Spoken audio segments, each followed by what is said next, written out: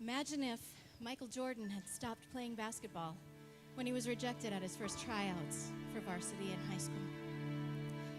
Imagine if Thomas Jefferson had given up on learning when his teachers told him his brain was too adult to learn anything.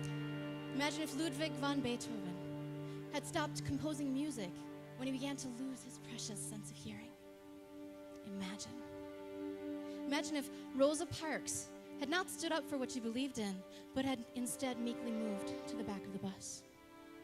Imagine if Abraham Lincoln, a man of humble beginnings and strong ideals, who overcame setbacks and failures, multiple, to become president of the United States. Imagine if he had backed down when our nation faced its greatest challenge. Imagine if Walt Disney had believed the critic who told him that he had no imagination or original ideas. Imagine if Martin Luther King Jr. never had a dream. Imagine if Noah never built the ark. Imagine if Moses gave up on God when Pharaoh kept telling him no. Imagine if Jesus never lived a blameless life, never went to the cross to die for us all, never rose again. Imagine these things had never happened. What would that mean for the world, for today, tomorrow? What would be different? Would anything be the same? And what would that mean for you, for me, for us? Imagine Illumination Church living out what we stand for, loving God, loving people, lighting the world.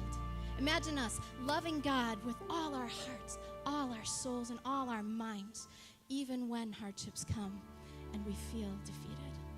Imagine us loving others as ourselves, our neighbors, our peers, our co-workers, even our enemies, the widows, the orphans, the homeless, and not caring what others think.